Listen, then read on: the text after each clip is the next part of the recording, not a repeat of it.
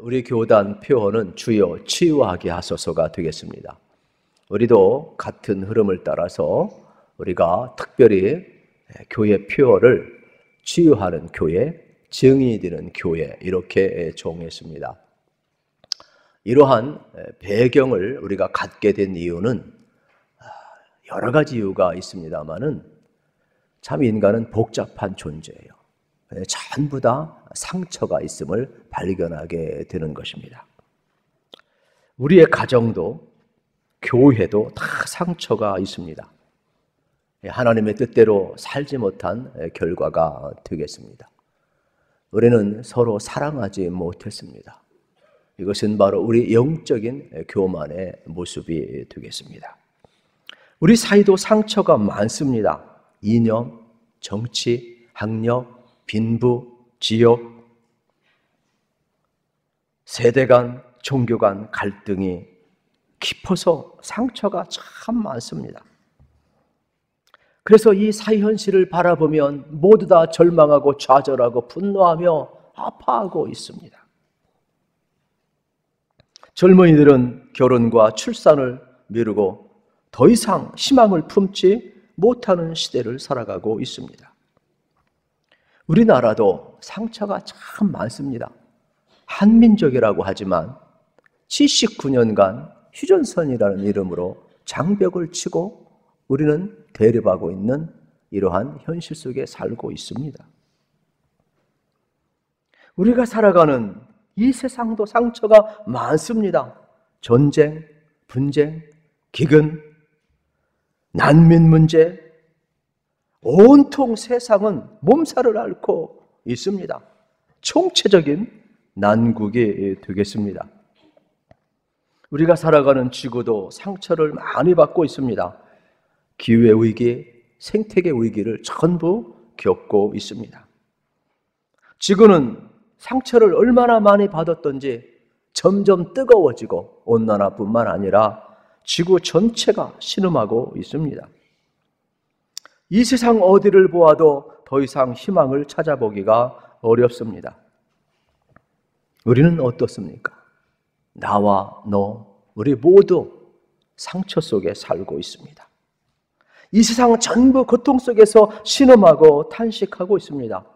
우리는 어떻게 해야 됩니까? 우리는 어떻게 나아가야 됩니까? 이러한 때 하나님 말씀하십니다. 나는 너희를 치료하는 여호와라. 그러면서 하나님은 우리 보고 치유받으라는 겁니다.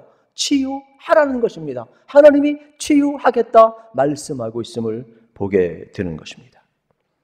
예수 그리스도의 구원은 개인과 사회, 더 나아가 자연과 생태계를 포괄하는 치유와 회복과 구원이 되겠습니다.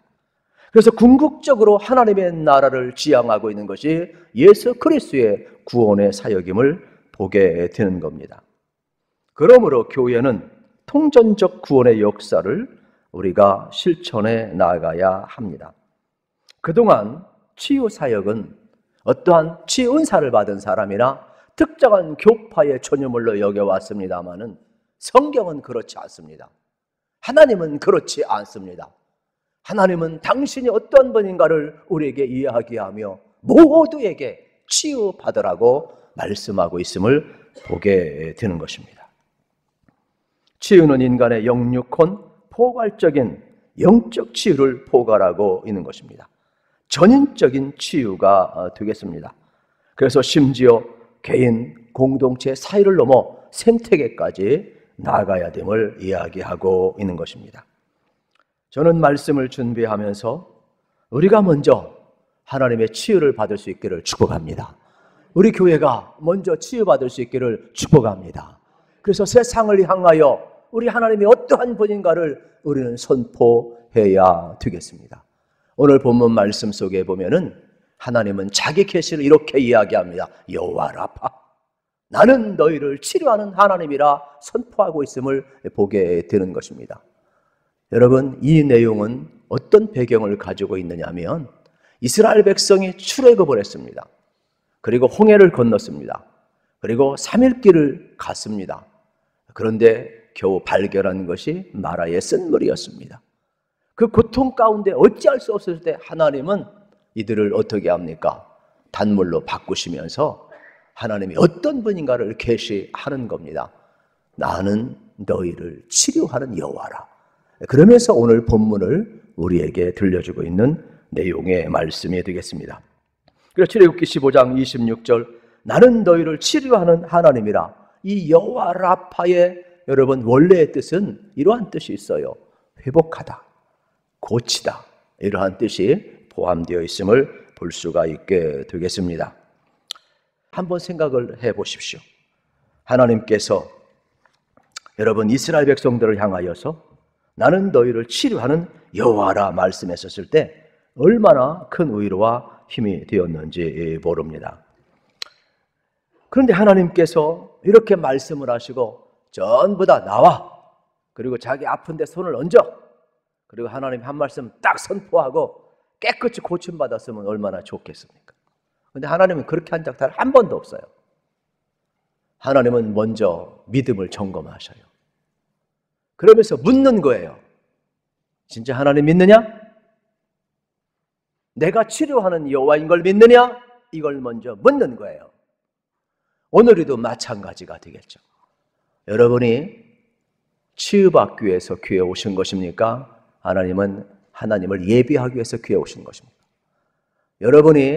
여러분 은사 받은 사람 앞에 나아갈 때 치유받은 은사 받은 사람 앞에 나가는 겁니까? 하나님 앞에 나가는 겁니까?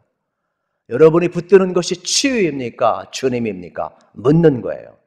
하나님은 치유하기 전에 진짜 네가 나를 믿느냐? 내가 여호와 라파인 하나님 것을 믿느냐? 이걸 먼저 묻는 거예요. 예수님도 마찬가지예요. 구원의 역사와 치료의 역사는 반드시 여러분 우리의 치유와 회복이 일어나기 전에 믿음을 점검하셨어요. 여러분에게도 동일하게 묻는 거예요. 여러분 무엇을 묻고 무엇을 붙드십니까? 치료입니까? 하나님입니까? 대답 좀 해봐요. 다시 묻습니다. 치유를 붙드십니까? 하나님을 붙드십니까? 하나님은 그걸 먼저 묻고 있어요. 이스라엘 백성들의 모습 속에서 우리의 모습을 발견할 수가 있어요. 여러분 본문은 홍해를 건널 때 전우를 배경으로 합니다. 생각을 한번 해보세요. 영화 속에서 보았을 때 여러분 홍해가 갈라지고 이스라엘 백성이 기적적으로 건너잖아요. 얼마나 기분 좋은지 춤을 추고 난리가 나요. 그런데 뒤에서 추격하던 애굽의 군대가 다 홍해에 들어왔을 때 양쪽에서 어떻습니까? 갈라졌던 벽이 허물어지고 숨을 대잖아요. 얼마나 통쾌한지 몰라요. 그때 그들은 보았어요. 앞에 홍해가 있어도 뒤에 바로의 군대가 추격을 해와도 하나님이 함께 하시면 살아나는구나.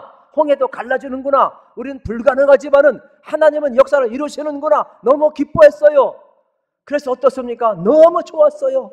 하늘을 보아도 좋고 날아다니는 새를 보아도 좋고 공기를 마셔도 좋고 옆 사람을 보아도 좋고 다 흥얼거리며 너무 춤을 추며 즐거워하며 그들이 기뻐했어요. 그런데요 오늘 본문은요 3일 길을 광야길을 걸어가는데 물이 없어요. 그래서 그들은 어떻게 한 줄 아십니까? 3일 전에 경험했던 홍해의 감격은 사라져버려요. 갈증을 느껴요. 짜증이 나요. 분노가 폭발해요. 고통스러워요. 하나님이 안 계신 것 같아요. 똑같은 하나님의 백성인데 3일 전에는 하나님을 믿는 사람들이고 3일 후에는 하나님을 안 믿는 사람으로 바뀌어버렸다 이 말이에요. 우리도 마찬가지죠. 여러분 이 말씀을 잘 해석을 해야 돼요. 신앙은 해석을 잘해야 되는 거예요. 믿음은 해석을 잘해야 되는 거예요. 왜냐하면 믿음은 해석이기 때문에 그래요.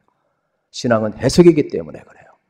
그래서 우리 인생길 걸어가면서 여러분 우리가 아무리 어려워도 여러분들이 진짜 하나님을 믿으면 우리 인생은요 이 어려움 속에서 얼마든지 벗어나고 고통 속에서 벗어나고 치유되고 회복되어서 진짜 하나님의 살아계심을 체험하면 어떠한 고통도 문제가 되지를 않아요. 문제는 뒤에 애굽의 군대가 쫓아와도 앞에 홍해가 가로막혀도 하나님을 바라보았을 때 하나님을 믿었을 때 그들은 살 길이 열렸어요. 그래서 그들은 하나님의 살아계심을 찬양했어요. 그러나 광야 300길 걸어가며 마실 물이 없었을 때는 하나님이 안 보여요. 그래서 원망하고 불평하기 시작을 하는 내용을 보게 되는 겁니다. 문제는 환경의 문제가 아니에요. 하나님이 안 보이고 하나님이 안 믿어지면 인생은 이렇게 은혜 속에서 멀어지게 됨을 발견하게 됩니다. 3일 후에 겨우 물을 발견했는데 그게 뭐냐? 마라의 샘물이에요. 급하게 마셔보았더니 써요. 그래서 이쪽에서 토하고 저쪽에서 토하고 전부 난리가 났어요. 똑같은 원망이 나와요. 우리가 마실 물이 없어서 애굽에서 나오게 해서 여기에서 이런 물을 마시게 하느냐? 그러면서 하나님 원망, 모세 원망하기를 시작을 하고 있는 장면을 보게 되는 겁니다. 우리도 똑같죠. 성령 충만할 때는 할렐루야 샬롬 그러고 성령이 3일 만에 딱 사라지면은 어떻게 됩니까? 드라이한 인생이 되어버리는 거죠. 그래서 이스라엘 백성들의 24절에 보면 백성이 모세에게 원망하 이르되 우리가 무엇을 마실까 하며 그랬어요.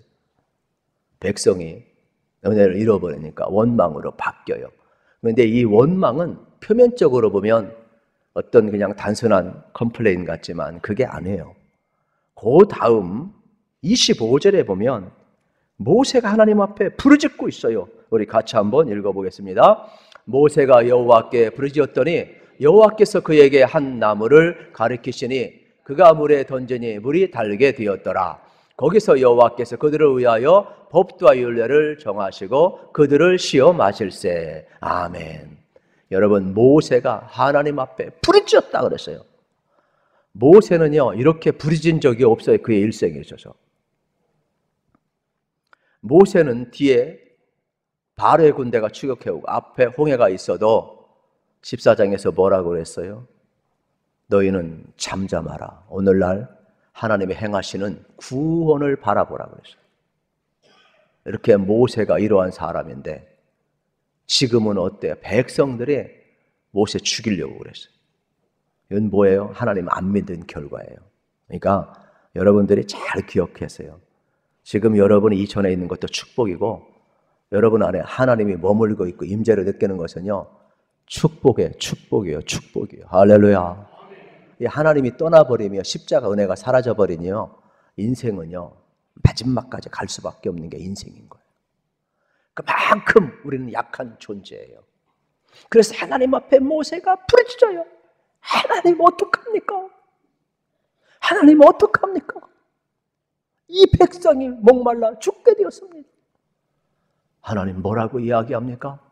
모세에게 나뭇가지를 꺾어서 던지라. 그리고 마셨을 때에 단물이 되는 놀라운 역사를 보여주고 있지요. 여기 마라에 쓴 물은 우리 인간의 고통을 상징하는 거예요. 질병을 상징하는 거예요.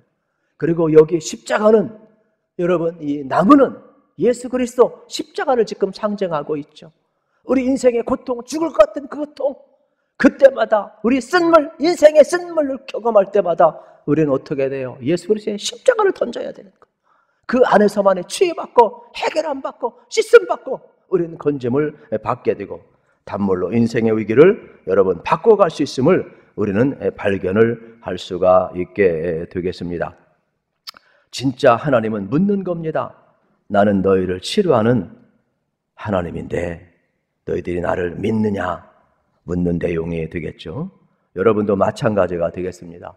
인생에 아픔이 있고 인생에 질병이 있을 때 하나님 앞에 나아가죠. 그러면 여러분 생각해 보세요. 우리의 실존은 항상 복잡한데 아픔이 있는데 과연 우리가 하나님을 얼마나 믿을까?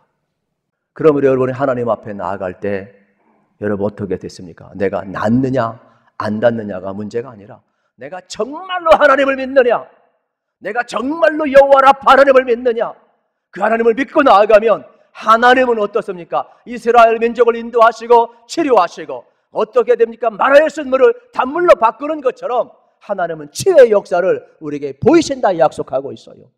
그러므로 여러분들이 신실한 하나님을 믿고 나아가시기를 축복합니다.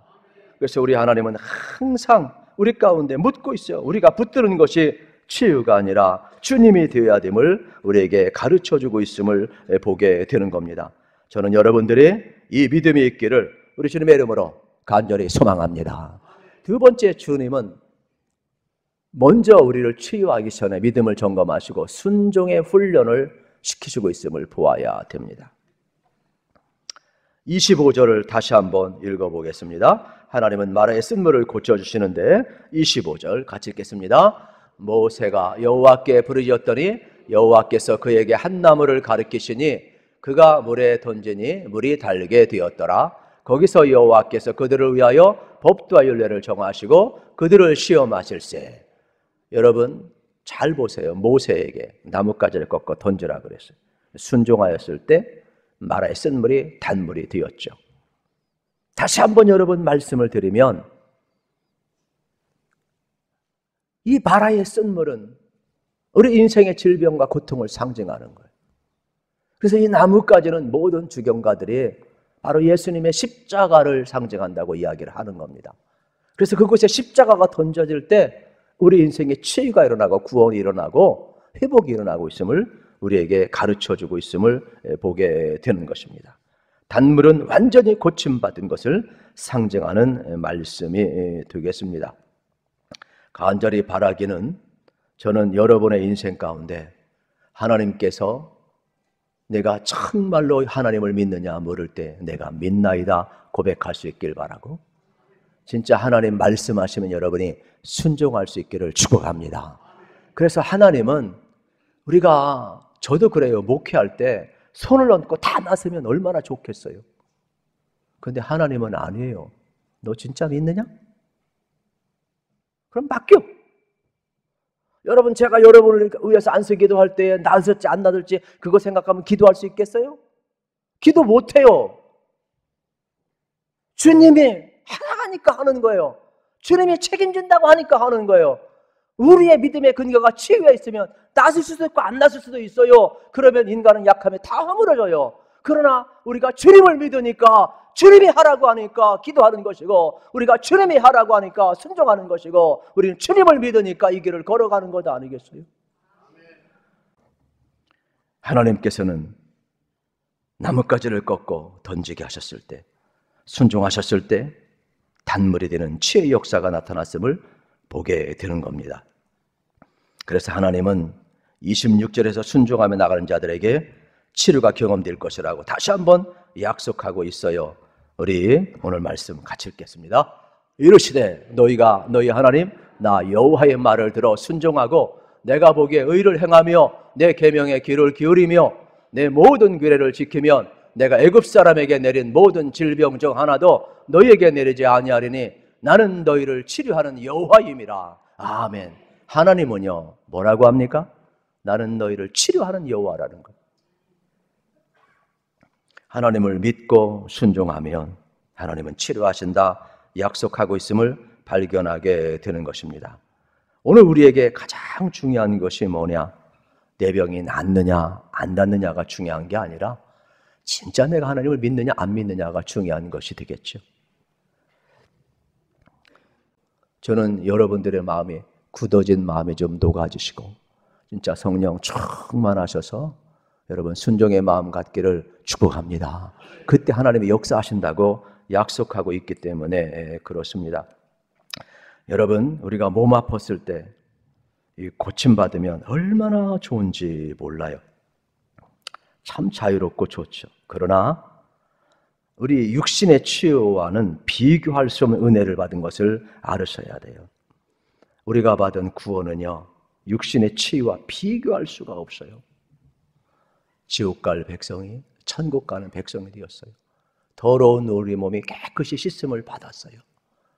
여러분, 이것보다 십자가의 은혜보다 더 큰 은혜는 없어요. 그러므로 우리가 받은 이 은혜를 알면 날마다 여러분 우리는 감격 속에서 살아갈 수밖에 없음을 알게 되는 것입니다.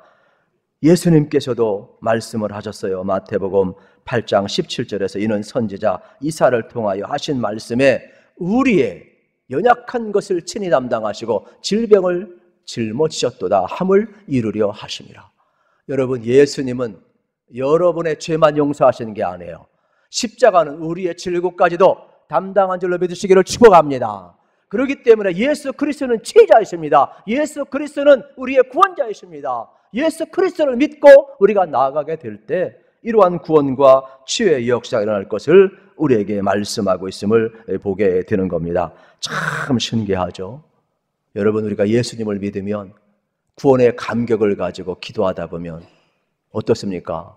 우리 육체가 회복이 돼요. 여러분, 우리가 예수 그리스도를 믿고 보혈의 능력으로 씻어진 걸 믿고 찬양하잖아요. 찬양 속에 치유가 일어나가요. 여러분, 우리가 예수 그리스도를 믿고 예배하잖아요. 예배 속에 치유가 일어나요. 이 치유라는 게요, 말씀을 통해서도 일어나고 예배를 통해서도 일어나더라고요. 물론 안수를 통해서도 일어나고, 뭐 주님이 하신 방법이니까, 여러분 성경에 나와 있으니까 다 일어나는데, 참 놀라운 것은 예수님은 우리를 위해서 십자가 짊어질 때 죄만 씻어주는 것이 아니라 우리의 질고까지도 담당하셨다고 이사야 선지자를 통하여 이르는데 그걸 이루셨다라는 거예요. 그러므로 저는 여러분들이 올 한 해 이러한 치유와 회복의 역사가 일어나기를 축복합니다. 우리 주님으로부터 오지 않은 모든 것들은 보혈의 피로 여러분 깨끗이 씻어달라고 기도를 할 필요가 있음을 발견하게 되는 것입니다. 그때 우리는 감사하고 기뻐하고 찬양하며 주님을 높이며 살 수가 있게 될 것입니다. 새해에 여러분 마라와 같이 쓴물이 있다 할지라도 십자가를 여러분 던지면 그것은 단물로 바뀌고 치유와 회복이 일어나게 될 줄로 믿습니다. 우리는 이걸 몰라요. 그런데 참 신기한 것은 오늘 27절에 보게 되면은 이러한 내용이 나와요. 27절을 같이 한번 읽어보겠습니다. 27절. 그들이 엘림에 이르니 거기에 물샘 열들과 종려나무 이른 그루가 있는지라 거기서 그들이 그물 곁에 장막을 치니라. 아멘. 여러분, 마라에서 엘림까지는 10km 정도가 돼요. 제가 성지순례 10여 년 전에 갔었을 때에 이곳을 갈 수가 있어요. 지금은 막혔어요. 얼마 전에 사고가 나가지고 그거 지금 막아놨는데, 이 마라의 쓴물을 여러분 마시고 나서 또 광야길을 가야 하잖아요. 그러면 한번 생각해 보세요. 이스라엘 백성들이 얼마나 두려웠겠어요. 앞길 몰라요.